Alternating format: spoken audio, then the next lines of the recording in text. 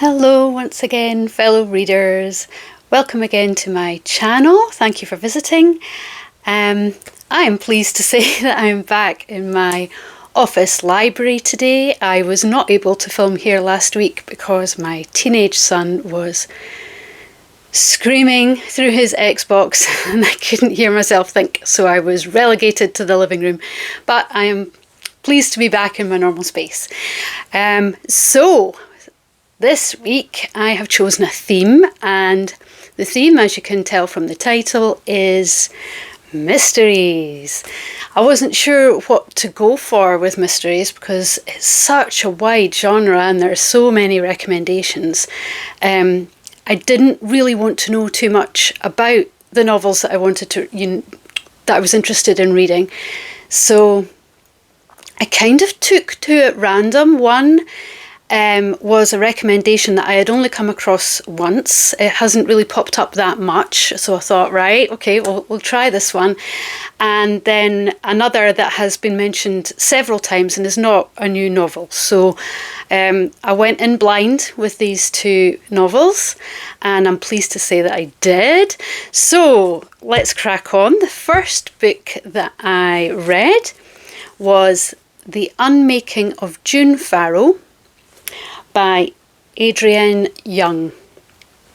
Now, this book is based in a rural town in North Carolina, and the female protagonist is living with the knowledge that through the female lineage in her family there's a curse. And from the beginning of the story, it sounds very much like a dementia type of issue where the females in the family get to the point where they become very disillusioned and confused in life, talking to people that aren't there and things. So it's made to feel like it might be a dementia type thing, but actually it's not like that at all. It is much more mysterious than that. The story begins with the fact that her mother disappeared when she was a baby and she was raised by her grandmother, and her grandmother won't talk to her about this issue, and as a result and due to her fear, she doesn't tell anybody in her family when she starts to exhibit certain symptoms herself. But through the unfolding of the story, we are fed bits and pieces of information as to something that's going on, and it does not seem dementia related. So this leads us on a journey that is much bigger than anything related to mental health, and I have to say I really enjoyed this one. After I got it, I thought, well, I'll just read the first couple of pages to get a sense for it. And before I knew it, I was at the end of chapter 2, and I thought, wow, okay, I'm enjoying this. I really liked the prose. I thought it was quite engaging. I liked her narrative. I was, like I say, absorbed from the first few pages. The mysterious elements of it were peppered enough throughout the story that it kept drawing you in and kept you going. Well paced and intriguing. It was well structured, and the theme, which I won't tell you the full essence of, had a good balance. I really liked it, and the characters all seemed pretty realistic and acted in the way that you would expect them to act. And yeah, really enjoyed it. If you're up for a new mystery, I'm not sure if I would give it a star rating. Here we go again with star ratings. I don't know, 3.75 or something out of 5. I loved it. I really liked it. If you're up for a mystery, I can recommend. So that was my first one. And the second one is The 13th Tale by Diane Setterfield. I'm not sure when this came out. I think it was the early 2000s. things I want to say. I will find out and let you know. That was terrible. I should know these things. But I believe since finishing this novel, I have found out that a movie adaptation has been made of this. Who was the lead? Olivia Colman. I haven't seen it. I didn't know it existed until I'd finished reading it. But I've no idea whether that adaptation was any good or not. What I will say, what is it about? So, yeah, very, very mysterious. It's about a very, very famous author, a British author who is, J.K. Rowling-esque, sold millions and millions of copies of all of her novels, but is very hidden away and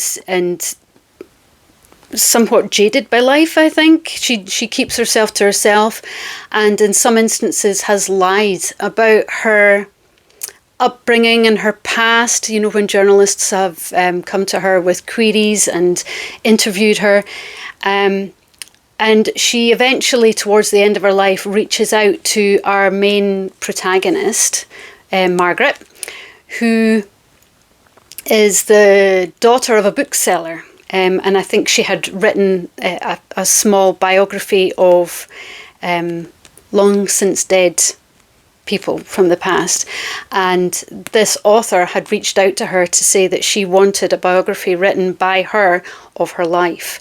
So the story is the unfolding of what happens when Margaret becomes engaged in this piece of work and works for this famous author.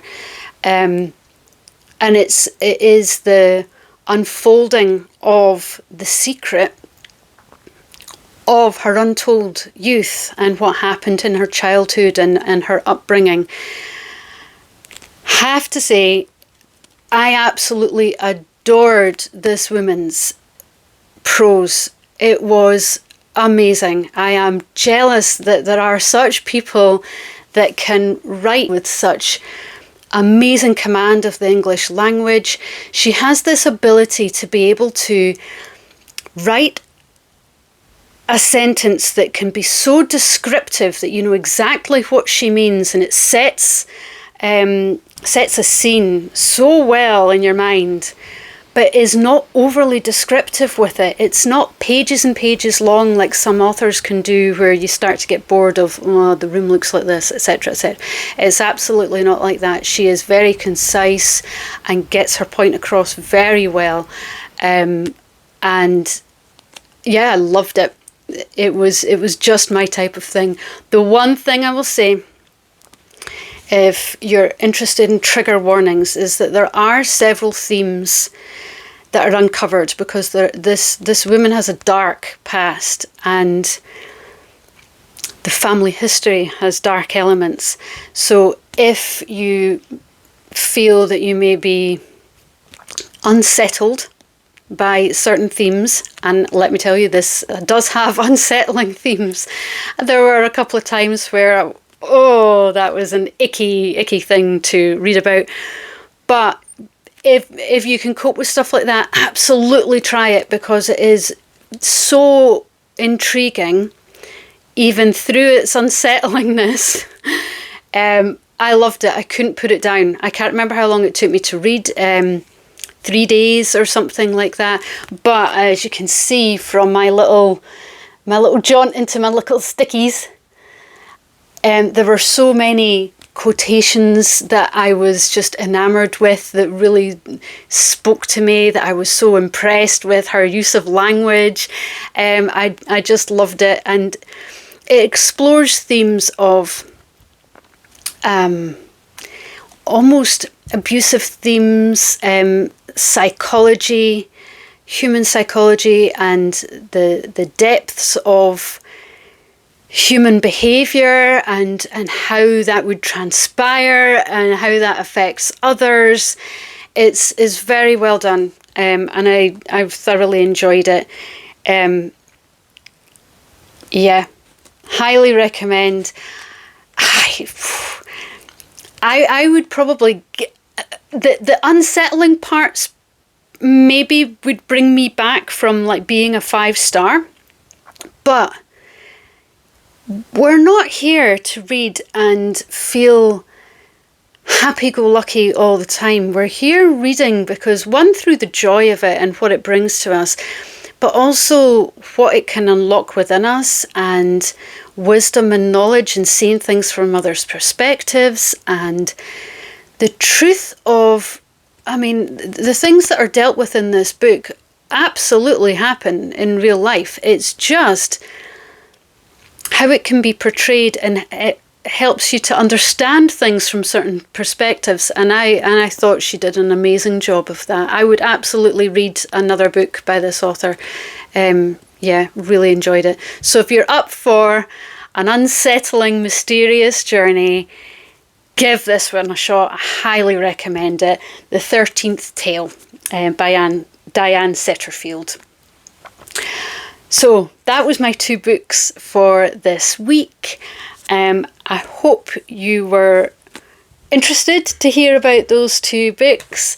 I'm not sure what my next theme will be. I want to try and have themes per week maybe, and see how we get on with that. Thanks once again for joining me this week on my reading journey. I hope it can become part of your reading journey as well. If you've read these books and you have thoughts on them, I'd love to hear it. And again, if you've got any suggestions or ideas for me for my reading journey, once again, I'd love to hear from you. So thanks for joining me, and hopefully I'll see you again next week. Okay, take care.